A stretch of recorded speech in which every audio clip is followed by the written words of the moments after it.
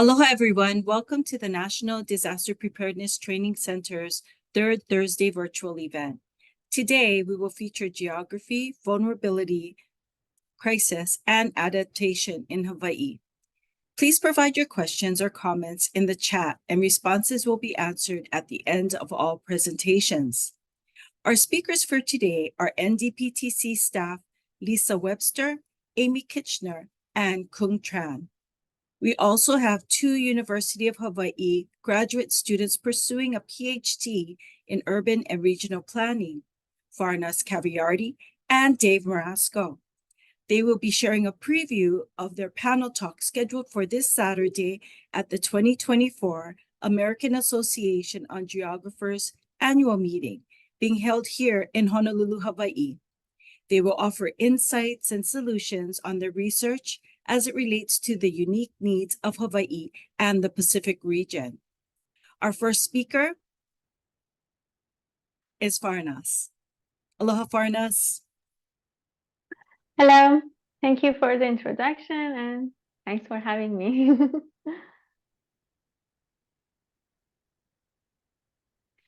So, aloha everyone, my name is Farnas Kaviri, as Karen mentioned, and the topic of my presentation today is simulating the spread of COVID-19 using agent-based modeling. Next slide, please. As you know, COVID-19 is highly infectious disease and it spreads very rapidly. Due to this, very soon it became a global health crisis. But since we didn't have any kind of treatment options available, the only thing that government and authorities could do was using non-pharmaceutical interventions, such as social distancing, masking, or travel bans. Different countries or cities or states use different policies and interventions during time. But in order to choose the best policy, they need to know the result and outcome of their decisions in advance. So, next slide, please. So, computer model tools are the best option in this situation, that they can give us an estimation about what will be the impact of our interventions and policies in real world. And among the computer modeling, agent-based modeling is a kind of new generation models that they are very suitable for modeling dynamic, complex, and nonlinear problems. They include agents, environments, and the interactions among the agents. And they are very suitable for modeling human behavior. Next slide, please. And we use this agent-based modeling to model the interactions of humans or people in the area of Waikiki to predict the spread of the COVID-19 among them. We selected Waikiki area because, as you know, it's the economic heart of the tourism industry in Hawaii, and we have so many residents also living here. So we have high concentrated population here, and the COVID-19 transmission in this location plays important role in health and well-being of our community. Next slide, please. In order to do the modeling and simulation of agent-based modeling, we need to find and gather lots of data. The data includes the data related to environment, data about the agents, and also about their behaviors. In this example, in our model, we used high resolution street maps and also building maps that they include building types, their capacities, and also the different kind of agents. We defined each individuals who live, work, or visit Waikiki as an agent, and they have their unique behaviors. But we use census data to just find out where is the exact location of these agents and also what's their population. And also we need to define the behavior of these agents. So we need lots of data about what's the behavior of COVID-19. We need to know the reproduction number. We need to know incubation period. We need to know hospitalization duration and lots of these kind of data. Next slide, please. This slide shows the flowchart of the model that we have developed. The data that I just explained are the input for this model. After importing the data to the model, we will run the program. In each run, agents which are individuals who live, work, or visit Waikiki, have different options. They have many choices. They can decide to travel or not. They can decide to wear a mask or not, where to go, when to go, or use public transportation or not. And based on these choices, they will have different chance of getting the infection. And after running this program in a loop, finally, we will have the results and how many agents got infected or hospitalized. And then we plot these results. And in each loop, each individual or each agent have their specific decision, and their decision will not be repeated. I mean, if the loop goes on, their decision will change as well. Next slide, please. So this is the interface that we have developed. As you can see, we have so many sliders and input boxes here. We can change so many parameters, population of agents, whether the restaurants are open or not, whether they are working on their full capacity, what's the age distribution among the agents, and so many other parameters that we can define the policies based on them. And on the left side, you can see the model when it's running. Agents are moving around. They are going to different locations. And based on where they are going, they have different chance of getting the infection. Next slide, please.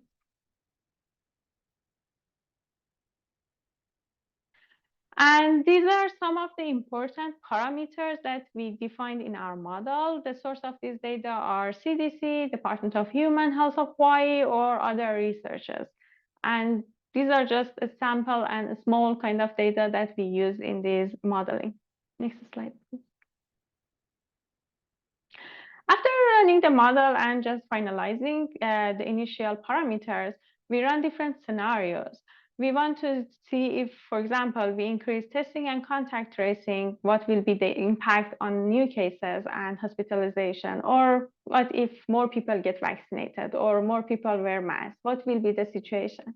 So based on, for example, these scenarios that we have run, we can see the worst case scenario in all hospitalization and daily cases is when we decrease the contact tracing, testing and contact tracing. So it's our worst case scenario. Next slide, please. And here we summarize our decisions or our scenarios in a decision tree. And you can see that we have different scenarios, and also we have numerical values generated based on these scenarios. So by using these, policymakers can see what will be the result or outcome of their decision, or at least they will have an estimation and use it for the decision-making purpose. For example, based on this decision tree, accelerating testing and contact tracing program will result in less daily cases and hospitalization as well. Next slide, please. And finally, as you see, agent-based modeling is a very flexible tool that we can change different policies, we can change the parameters, we can define the human behaviors by that. Then we can just implement different kind of policies and intervention and test them in our computers instead of real world, and just face what problem we will have and solve them in advance before implementing them in real world. So in this scenario that we ran during that time, it was some debate that should we allow tourism to operate full capacity or not. And then based on our results, it should be fine. But in the worst case scenario, we can mandate the masking. And yeah, that's it. Thank you. Thank you for your attention.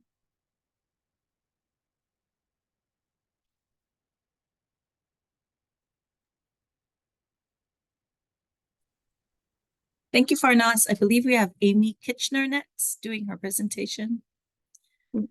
Aloha, everybody. My name is Amy Kitchener, and I'm going to be talking about the timing of recovery of critical infrastructure in Lower Puna from the 2018 eruption and some implications. Okay. My research is focused on Puna, a district located on the Big Island in the southeast rift zone of Kilauea. Specifically, I chose Puna because it lies within hazard zone 1 and 2. The area is most at risk when an eruption occurs. Even though Kilauea is one of the most active volcanoes on our planet, the unprecedented cost from a 2018 eruption in Hawaii reflects the intersection of physical and social events. The heightened threat to Puna from lava flows from the East Rift Zone ensured that land values were always suppressed. The translation of high risk into low land prices always attracted people. This rapid population growth occurred during the absence of any locally sourced eruptions between 1961 and 2018, and thus set the scene for the unprecedented cost of infrastructure damage during the 2018 eruption that altered community and land for generations.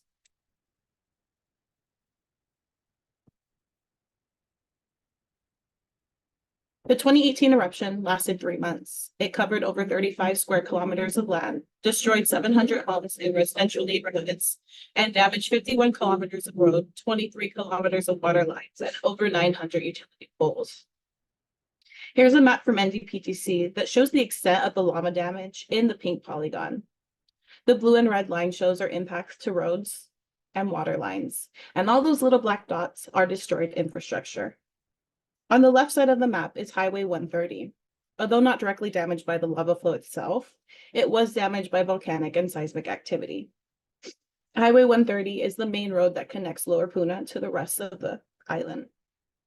I would like to highlight approximately half of the community did sustain damage, while there's still an unaffected portion of the neighborhood that still exists today. In response to this eruption, the County of Hawaii Kilauea's disaster recovery team launched a housing recovery survey in February 2021. This was helped guide recovery projects and was preceding the voluntary buyout deal. They sent out over 1,200 surveys, and 55 of the displaced residents lived on island, and 238 of those were living in Puna. 625 indicated they were likely to pursue the buyout deal once offered. 192 would like to regain access. 47 would like to regain their agriculture land, and 213 were still uncertain what to do. From least to greatest needs was road access, electricity, agriculture land, water, financial, and safety. In April 2021, the buyout deal was officially launched. $107 million in federal funding was used to acquire these properties. This was to minimize future impacts and maintain these sites as open spaces. Homeowners were going through the very difficult choice of accepting the buyout deal and moving, or redevelop their property. And when I say redevelop, this is off the grid, no running water, no sewer, no electricity. Infrastructure takes time to rebuild completely, and any delays in recovery may delay the healing process for a community. While conducting my research, I found numerous studies focusing on the property damage or even the physical characteristics of the lava. However, there is a gap in information regarding critical infrastructure.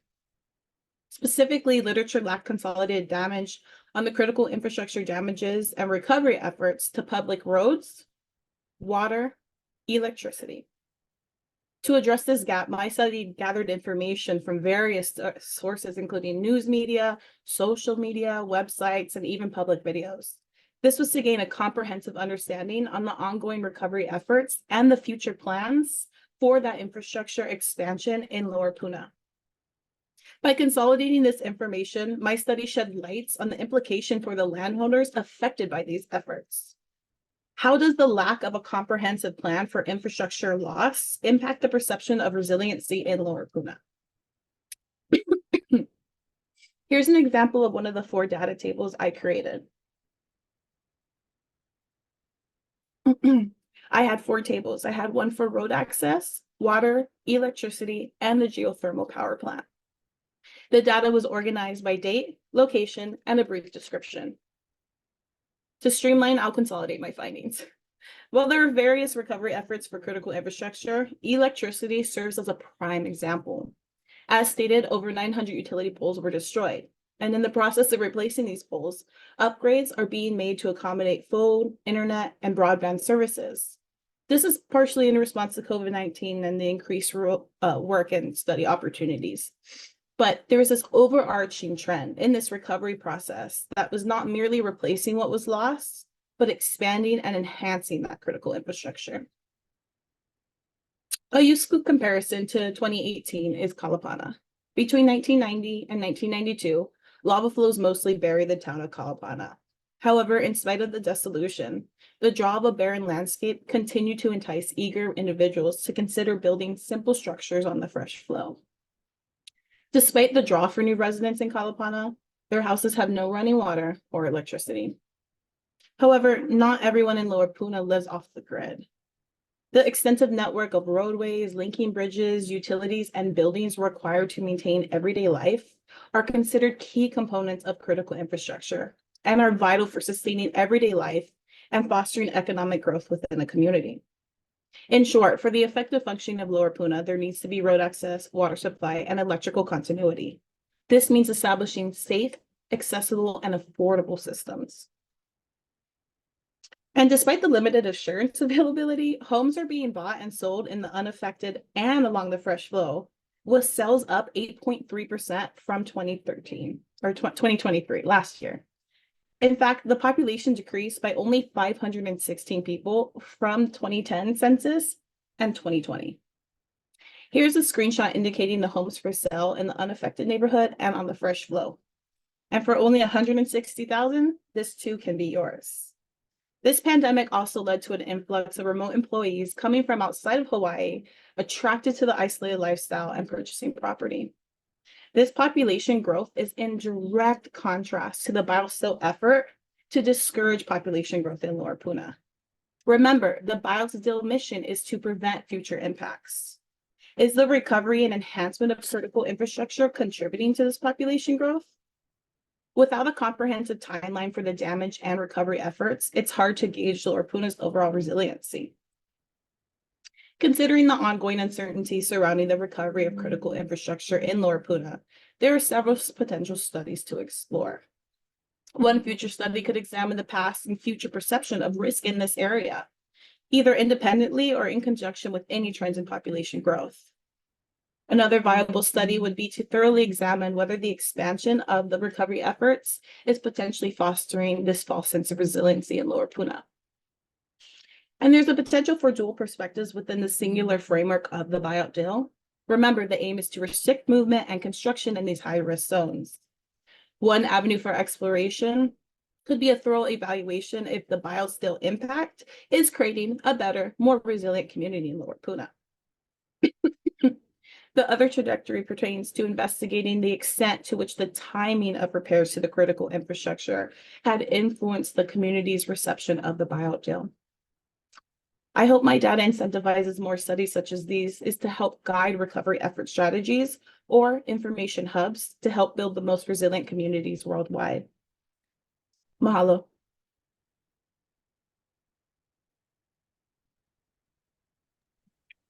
Thank you, Amy. Now we have Dave Marasco. Dave. Yes, hello, everyone. My dissertation work is going to be on disaster recovery in Japan, but the disaster in Lahaina has presented an opportunity to kind of synchronize research in both Japan and Hawaii. So I'm going to do some research on Japan and try to inform how we are going to address recovery planning in Lahaina and other places. Next slide, please, Kun. I'm not going to go into detail about the fire. I think a lot of people have a good picture of what happened there. I will say that the picture in this photo is looking inland and toward the area where the fire started up on the hillside. And of course, we at least it's generally agreed that the first generally acknowledged report of the fire was at 6:35 a.m. And by 4:45 about it had made it down to Front Street and started destroying basically all of that area. Next slide, please. We want to encourage resident participation in Lahaina for several reasons. There can obviously be a lot of malfeasance when land speculators come in the wake of a disaster. And of course, residents are going to be the ones who need to use the disaster recovery and response infrastructure when another event like the one in Lahaina happens again. Hopefully it will not. But part of preparation is making sure the infrastructure serves people's needs. In Maui, they already have a public participation plan, which is pictured here, but that applies mostly to transportation at this point. And so we are trying to find other ways to incentivize public participation and collaborative planning initiatives. And it also creates opportunities for planners to learn about indigenous practices and perhaps integrate them better into a community like Lahaina. Next slide, please. In Japan, there is a name for bottom-up planning. It's called machizukuri, and it is seen as it is understood to be residents participating and making their own kind of design destinies in towns. A picture here is Onagawa Town, which was ravaged by the tsunami in 2011. This is prior to it, just 5 years. And what happened, of course, when Onagawa Town was wiped out was the water rushed in. It's kind of like an isthmus of land, and the water just flowed through it at a very high rate of speed and very powerful flows.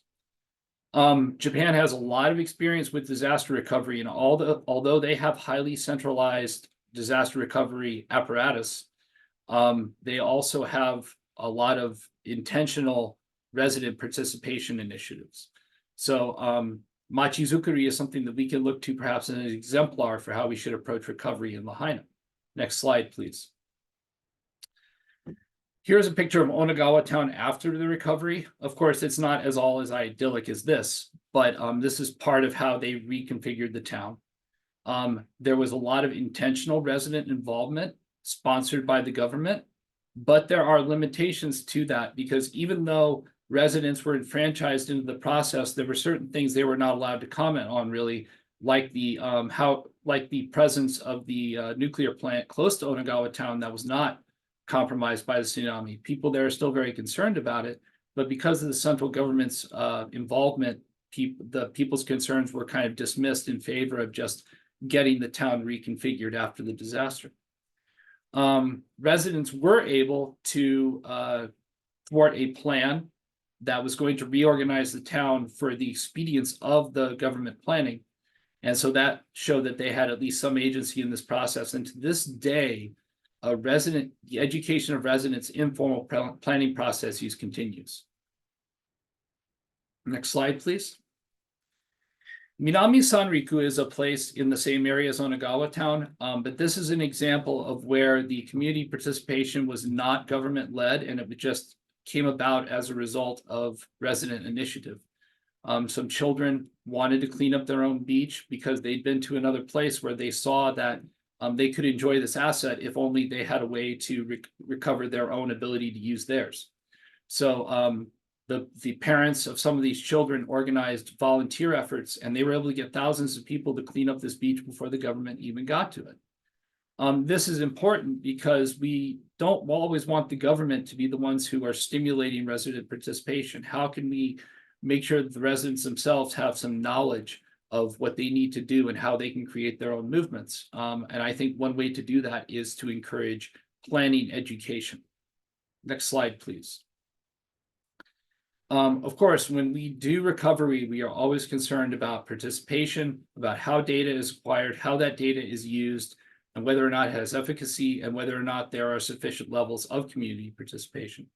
Tohoku and Lahaina are, to my thinking, very different environments at this point, with some commonalities. But one thing that happened in Japan that has been kind of criticized is the fact that Japan does have a lot of knowledge of seismic activity and volcanic patterns and so on. But even though they have this knowledge, in the opinion of Shimizu, this information was not integrated into formal disaster plans for the entire country, which is surprising, but she used a framework to do that. And so we want to know, how can we acquire information more readily, and how can we make sure that it gets into disaster preparedness and recovery plans? And then, of course, we have resident participation, but in Japan, because of the tradition of Machizukuri, it's assumed that it will take place, especially in larger communities.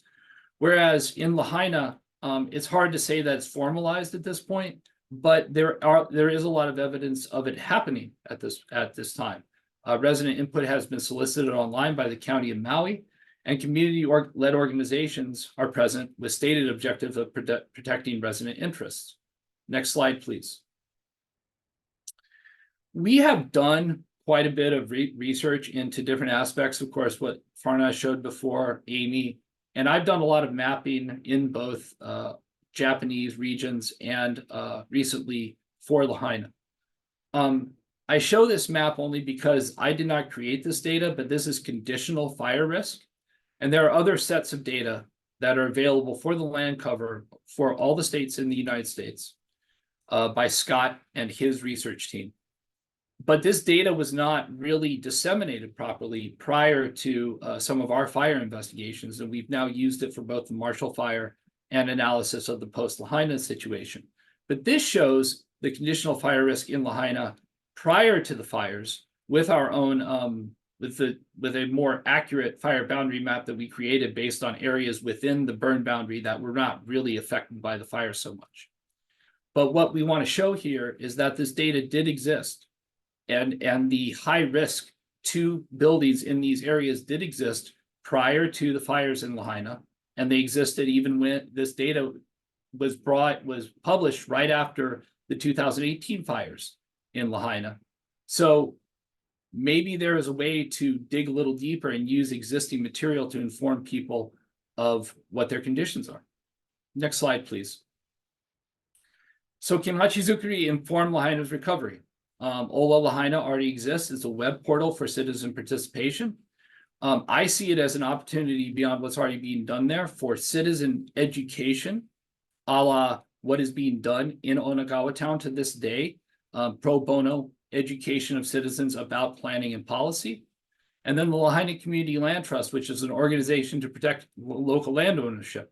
There's been some criticism of this from some quarters, but generally speaking, they have a stated mission of protecting the interests of the residents that live there and who have been there for generations. That's all. I will pass it on to Lisa. Thank you very much for your attention. Thank you, Dave.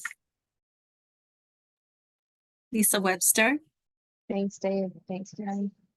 Hi, everybody. I'm Lisa Webster, and I'm a recent graduate from UHNO's DIRT program with a master's in urban and regional planning, and I'm currently working in two positions, part-time at NDPTC as a GIS analyst and part-time at the Office of Planning and Sustainable Development's Coastal Zone Management Program as a project analyst.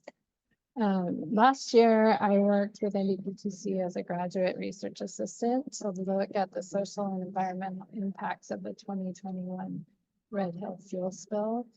And today I'm going to go over the findings of my research, as well as the Red Hill Information Hub that Kung and I co-developed in response to expressed community needs. Next slide, please. Also, apologies if background noise is loud. I'm at the AAG conference at the Hawaii Convention Center right now. Okay, so the Red Hill Bulk Fuel Storage Facility is made up of 20 underground fuel storage tanks, each one big enough to fit Aloha Tower. The facility was built between 1940 and 1943, and the tanks have a capacity of at least 180 million gallons of fuel. So the facility was until very recently considered a vital national security asset by the military. Next slide, please. The photo on the left shows the construction of one of the 20 fuel tanks in 1942. And those are people on that bridge there to show you the size of these tanks. So 19,000 gallons of JP5 jet fuel was released onto the tunnel floor between storage tanks in May of 2021. Most of the fuel was recaptured in containment trenches, but about 5,500 gallons went unrecovered. The missing fuel sat in the drain pipeline where it remained until November 20th of 2021, when the pipeline burst, contaminating the Red Hill shaft with jet fuel. It should also be noted that there was a larger fuel spill in 2014 with 27,000 gallons of fuel released into the environment. And it's also conservatively estimated that at least 200,000 gallons of fuel have leaked since 1943. Next slide, please. So the Red Hill shaft, labeled in this diagram as the Navy supply well, supplied the Navy with its drinking water in the Pearl Harbor region. Water from the Red Hill shaft was tested and found to be contaminated in December 2021, with gasoline and diesel hydrocarbon levels exceeding state-approved levels for drinking water by 350 times. Next slide, please. The map on the left includes imagery of the Pearl Harbor region of Oahu, with the Red Hill Bulk Fuel Storage Facility location indicated in the red circle. On the right is information about the volume of water in millions of gallons per day pumped from each of Oahu's aquifers from 1901 to 1980. The southern Oahu aquifer, which sits directly below the Red Hill bulk fuel storage facility, is said to provide 77% of Oahu's drinking water. Next slide, please. The southern Oahu aquifer was designated as a sole source aquifer by the Environmental Protection Agency in 1996. A sole source aquifer is defined as providing more than 50% of drinking water for its service area with no reasonable alternative available should it become contaminated. Next slide, please. The map on the left is a heat map showing density of complaints about water tasting or smelling like fuel between November 28th and December 21st, 2021. The table on the right shows the results of a joint CDC-DOH survey conducted in February 2022 with respondents sampled from throughout the impacted areas. 62% of respondents experienced nervous system symptoms, and 67% of these symptoms lasted for more than 30 days. Other issues were also frequently reported, and many of these also tended to last for more than 30 days. Next slide, please.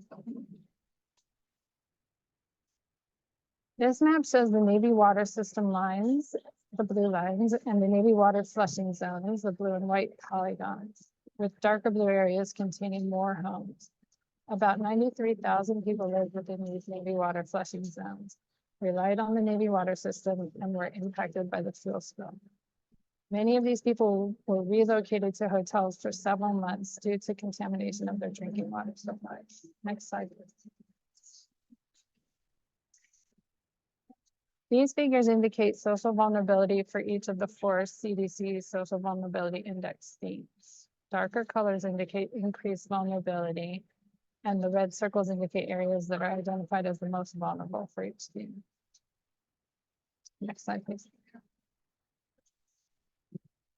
An analysis of schools in close proximity to the Navy water lines indicated that at least 14 preschools, 10 elementary schools, 1 intermediate school, and 1 high school were impacted, and a total of at least 7,195 public school students were impacted. Next slide, please. There are 9 watersheds in the Pearl Harbor area, including a variety of different types of wetlands and over 250 streams flowing into Pearl Harbor. 102 of these streams are in developed areas. Next slide, please. This slide shows the small businesses with heavy water usage within a half mile of the Navy water system, categorized by industry type, showing the number of businesses and annual sales volume. Next slide, please. So in September of 2022, Kung and I joined the UH Red Hill Task Force to learn more about the Red Hill fuel spill. The UH Red Hill Task Force was an informal group of researchers and community members at the University of Hawai'i who began meeting in December 2021 to discuss what they could do to respond to the Red Hill fuel spill. When Kung and I joined, the group had already built a water sampling dashboard and agreed that it would be helpful to create a single website for impacted community members and researchers to find information. Next slide, please. In response, Kung and I co-developed the Red Hill Information Hub using Esri Hub technology. The hub was developed through an iterative process with feedback from the UH Red Hill Task Force. This site provides a centralized location for both citizens and researchers concerned about water resources to find data and information about the Red Hill fuel spill from federal, state, and county resources, as well as educational materials for students of all levels. Next slide, please.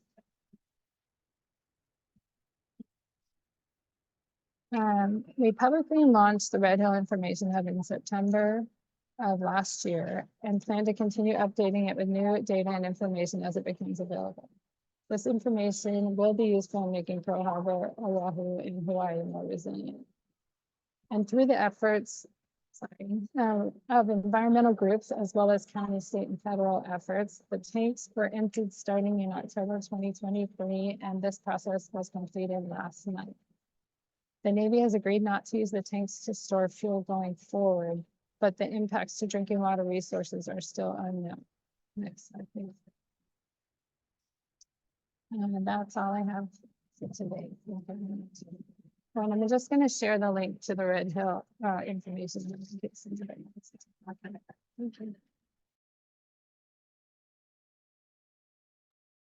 Thank you, Lisa. Our last speaker is Kung Tran. Kung? Thank you, Karen. Hello, everyone. My name is Kung Tran. And before I begin, I would like to thank my amazing colleagues for presenting their own research on various disasters. I would like to kind of end our presentation with going forward on what happens after a disaster. When I was emailing Amy this morning, I couldn't help but notice her email signature said, "After a disaster comes opportunity."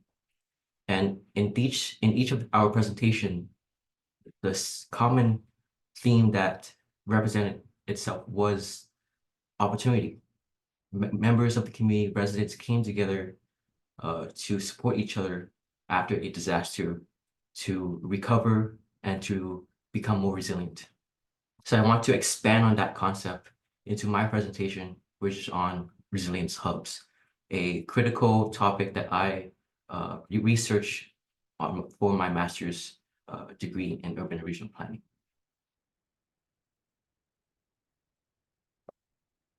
As you know, Hawaii is one of the most isolated places in the world, which means we are very prone to disasters. At any given point, when Hawaii gets hit by a disaster, we are left by ourselves waiting for government assistance. But in actuality, the first responders to a disaster in Hawaii are our neighbors. We rely heavily on our neighbors during disasters when we're waiting on government assistance to come. The concept of resilience hubs really became popular in the last decade. Community resilience hubs have many definitions, but the common definition is a gathering place for community members and residents to come together to build resilience. The image that you see has many attributes of what a resilience hub can encompass.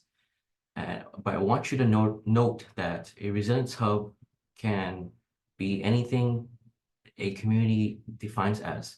And it doesn't have to be features that come into a community. It could be features that is already present in a community, and that is known as a community's assets.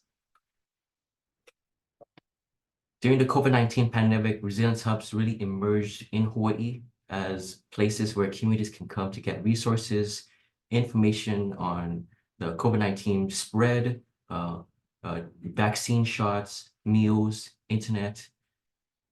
It's been very useful to the community during this time. And again, on August 8, 2023, when the Lahaina wildfires came and struck Lahaina and Kula and devastated both communities.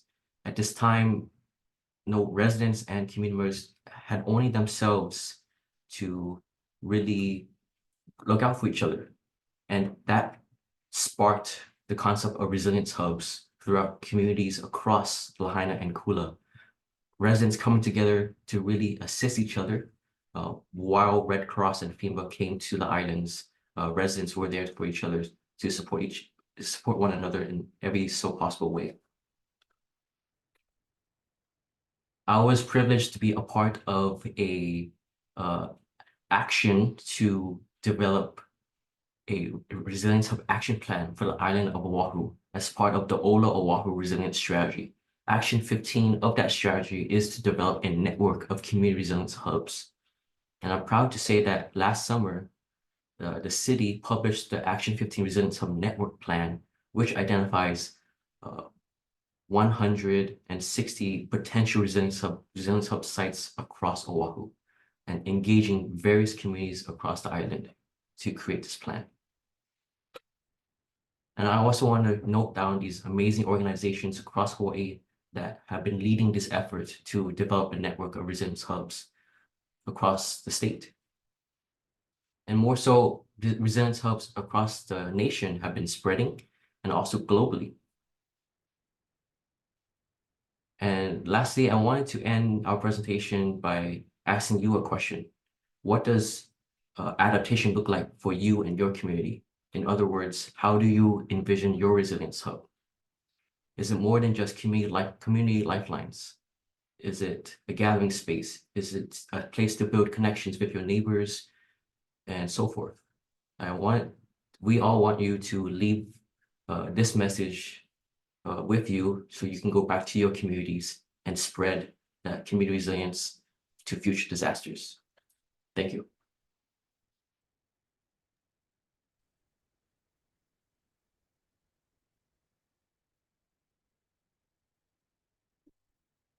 Thank you so much, Kung. What a wonderful presentation, and a presentation by all speakers. And right now, what we'll do is maybe we'll head into the chat and see any comments that may be or should be addressed or could be addressed. Okay, I know that I was talking to Amy Kitchener, and Marion had made a comment on, please note that no water line does not mean no running water. Most people in Puna are on catchment. And on catchment water and have water pumps. So Amy, can you please shed a little bit more light on that, please? Yes. Maureen, thank you so much for bringing that up. This was a very general brush over the topic, but absolutely a lot of people do have water catchments. And I did put a little bit of a fact of what I found for the water. But this brings up a very good point. Within any of these sectors or critical infrastructure I was looking at, for the roads and water line, FEMA has come in with 2 proposed projects to help restore some of that. But many of the roads are private roads and they're not going to touch that. So that money has to be outsourced. So there's this juxtaposition of funding and bringing back some projects that's going to benefit the public versus private. And some people wouldn't need that water line, like in Kalapana. If you go in Kalapana, people live off the grid and they're doing just fine. So there's that juxtaposition. So thank you for bringing up that point. Okay. And Amy, because we have you on right now, I just have a quick question. You know, when we're talking about the land that is being purchased is coming from federal monies, does that in turn become federal land? Or does it go back to the Hawaii County inventory? It is maintained as open land. So no one is going to be able to, once they take the buyout deal. One of the interesting aspects that I haven't thoroughly researched is some people took the buyout deal and the social behaviors, why they took it. And some people did take it and some people didn't. So you'll have a land that cannot be purchased, but then you'll have a land that can be purchased. And what happens there in the future. Right. So I don't really have a direct answer right now. Okay, thank you. We had a comment by Liz Fisher. This huge gap between academic research and professional EM practice cannot be understated from her point of view as a practitioner and a researcher. So I believe that may have been during either Dave Marasco's presentation. Correct. Okay. Yes, Thank it was you. correct. You're welcome. Thank you, Liz. Dave, It's- you want it's- to chime in on that? Or And Liz? actually, I'm going to chime in Okay. because I am that way, and several Okay. people on this call know me. I've been a federal, state, and local emergency manager covering Pacific, Hawaii, and here on Oahu. The challenge is that there is no time for most of us actually to take time to even participate on these calls. And the information that you guys in academia are putting together and are being published formally in research papers are not transitioning and being translated into day-to-day practitioner language. And that is a challenge I give back to you because of the wealth of information that you guys as students and academicians collect and compile and put together. How do you take your information and get it to those who are in the EOCs, who are in the bunkers, who are doing the response? Because we do not have time to do what you're doing here, but we need that information. So thank you. Okay, thank you, Liz. Point well made. Would any of our presenters like to comment? Actually, I would ask Lisa to comment on that first because she works in the professional world, but she also works with us. And I just want to know how she sees that right now, because I think she's more qualified to answer that than I am. Thanks, Dave. I think it might be really good to have people who work in both worlds and so are aware of the research going on as well as of the practical implications of knowing, understanding the policies, just to be able to make sure that the silos are slightly broken. I don't know what else will help other than people trying their best to attend these types of things and learn, the latest research and then pass it up through the channels, I guess, to hopefully get to the people who make decisions about what is going to happen in the future. Sorry, that's all I got. And Dave, did you also want to comment? I mean, just in a very general sense, I understand exactly what Liz is saying. Because yeah, there are all these different silos of information. We do things, the professional world does things, some of us overlap, but some of us are very concerned with our academic work and staying afloat. And that's unfortunately something that's hard for some of us to get past sometimes. I would love to talk more with actual professionals in the field about the things that we do, because not just because I think I have something that's revelatory, just because I want to get practical feedback on it. I want to know what is known, what is not known, and why certain types of information are not employed in like public information fora, things like that. So, and of course, we want to know what's going on professionally because a lot of us want to enter the professional world at some point. So it's for us, it sometimes comes down to just being a time conflict. We've got to do the research. We've got to assimilate as much information as we can, and then we have to get it out, probably usually in a very academic way. And we don't really think properly about whether or not we should go down to the local agency and kind of package this in a more succinct way for digestion. I don't know. I mean, it's a really difficult problem. Thanks, Dave. We had a comment by Rodney Butcher, and he's asking if anyone has any comments on the Maui disaster investigation results. I believe it's the after action report that recently came out maybe 4 days ago.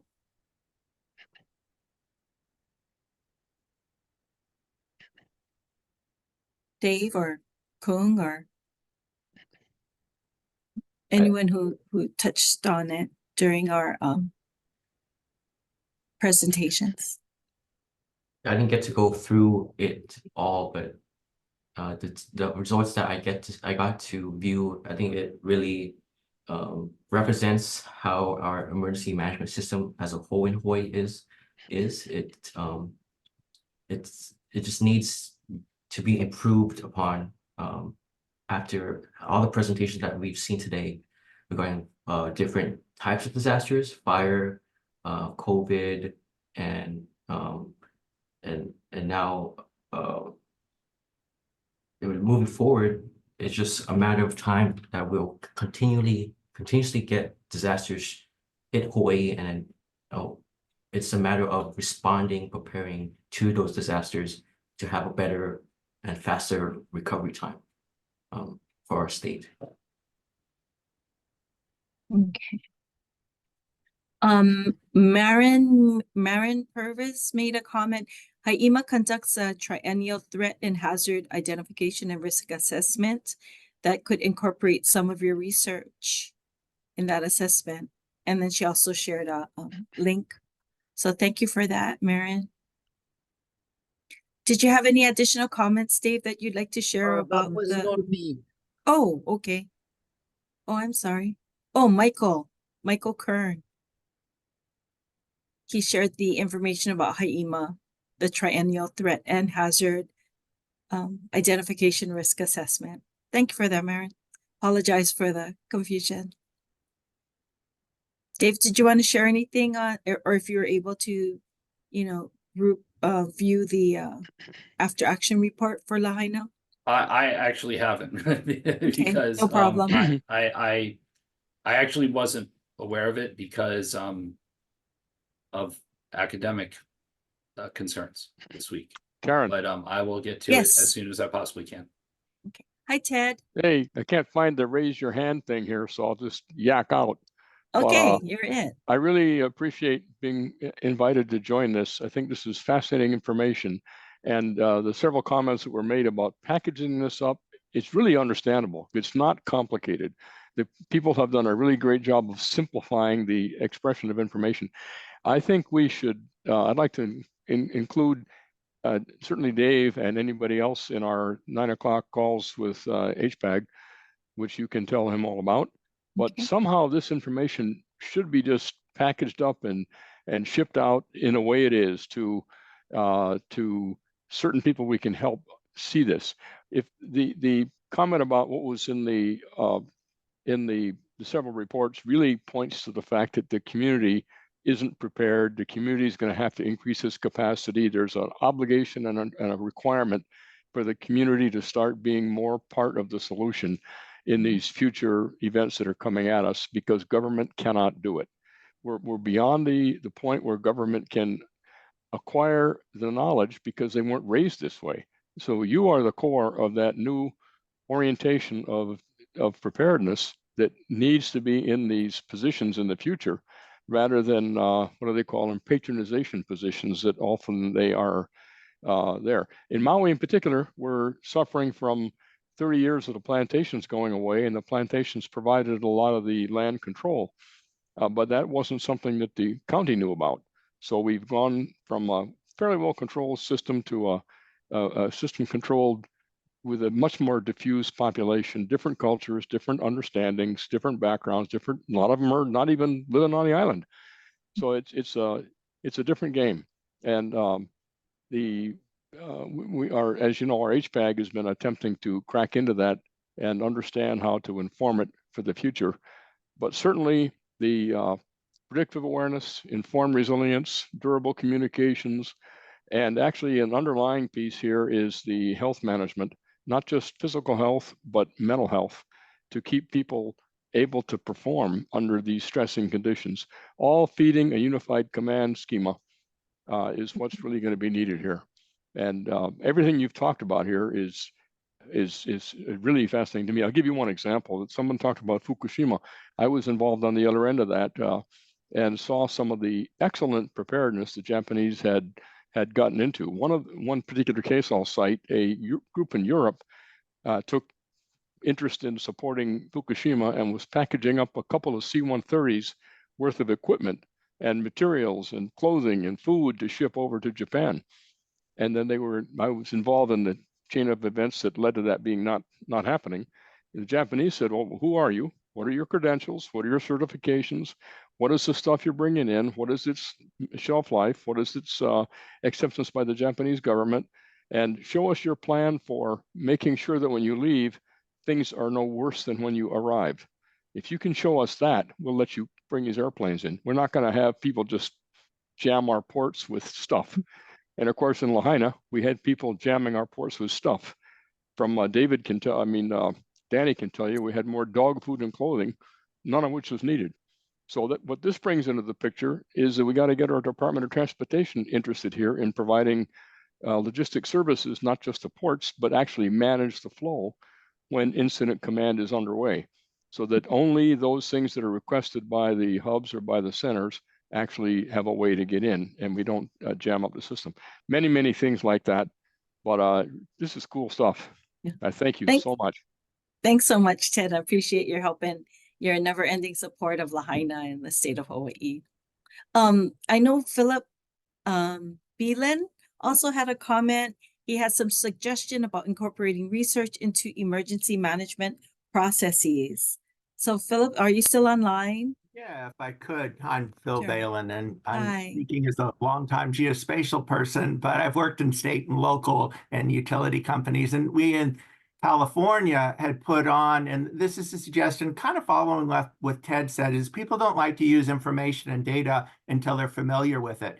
But from watching your presentations, which were really incredible, it seems like you have the skills to make that data available to the communities, to the EOCs, both at the state and the county level, and then practice in their emergency management exercises so that during those exercises, you can get to know each other, get to know the data. And what I've found here in working with for our earthquake problems is that we've worked with NASA and USGS is that they're very good at giving us data, say, try this is what we're trying to do, listen to how we want to use it, and then recategorizing data so that you end up with something both that technical people can use as well as the community can understand. They're usually not the same thing, but that kind of capability sounds like something that might, and I see the skills there in these presentations that I know you guys certainly could do that, but making that data accessible, but then also socializing it to the different audiences. I'll just offer that up. And I really enjoyed this as a first time to your group. Thank you so much. Great. Can I jump? Thanks Can I for joining. hitchhike Sure, on what Ted. Phil just And said? then I right just- after that, we'll have Mary Sheridan. Okay, sorry. Hey, Phil, that was a pretty good comment. I just want to give you another personal anecdote on that. My son used to run fire services for federal and state and local in Prescott, Arizona. And he had the same problem we're having here, out of control growth of vegetation, lack of integrated community planning and transportation and everything. So what he did is he conducted a aerial survey of the regime he was responsible for in Prescott. They did a vegetation analysis, had red, green, and blue zones, and had a public meeting and said, if you're in the red because you haven't taken care of your house, we're not coming. We're going to go where the green is because we can put that fire out and our people aren't going to get hurt. If we get all the greens out, we'll go to the oranges. But you red guys, sorry, we're not coming. And that was how they got the attention of the public in a very effective way. Thanks, Ted. We'll close out with our last comment by Mary Sheridan. Mary?